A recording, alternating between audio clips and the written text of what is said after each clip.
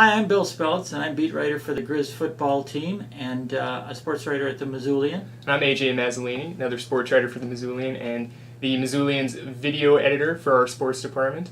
And we're here to talk about the first week of fall camp for Grizzly football in what will be our weekly video cast every week on Missoulian.com, going up usually on Thursday nights. Now, the Grizz just opened camp on Tuesday with their first actual practices there in Washington Grizzly Stadium. And the Grizzlies are coming off an underwhelming 5-6 season last year in which they missed the playoffs for the first time in the better part of 2 decades. And I think that it helps to look back at last season at least a little bit as we look forward. And one of the things to keep in mind is that the Grizzlies lost all their 6 losses were by 10 points or less last season. So they had a lot of close ones. A lot of people can definitely remember the game at Eastern Washington that they lost. It was a heartbreaker to blow a lead late in the game. And a tight game here against the Cats at the end of the season where they played dynamite defense, just couldn't get the ball into the end zone when they needed to. And I guess 2 things that they'll address in fall camp are throwing the football and defending the pass. And I think they're going to be better in both areas. Number one, the big story going into camp is the return of Jordan Johnson. We all remember what he did in the playoffs 2 years ago, leading them to within 1 game of the FCS title. And they've got a little bit different offense this season. It might remind some folks of the Bobby Hauck era, the way they're going to pound the ball a little bit more. I think it's going to be more effective in the red zone where they struggled last season. And a little bit less run option then.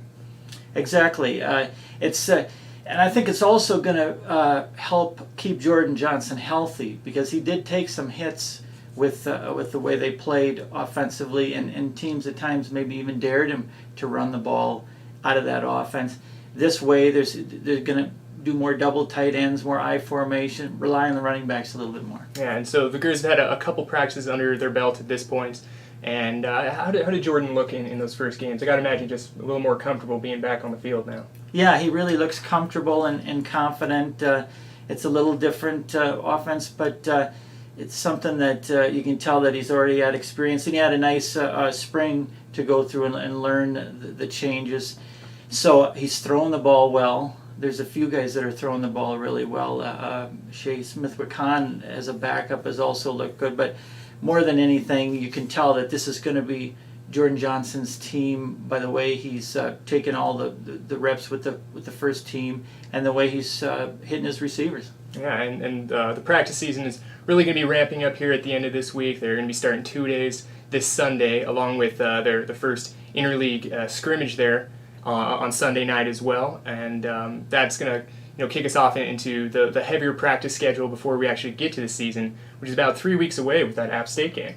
Right, and it's hard to tell. It's been hard to tell this week because so far they've been in shoulder pads, in helmets with no shoulder pads, and so the receivers are catching every ball because they're not afraid to get wiped out by a defensive back. I kind of feel for the defensive backs because they're out there trying to play one-on-one. It's 90 degrees and Jordan Johnson. A little bit tougher situation on him for sure. Yeah, the quarterbacks have 8 seconds to throw the ball. It's pretty tough. Yeah. So that'll just about wrap us up here. We'll be back next week with a few more practices under the Griz belt and for us to talk about then.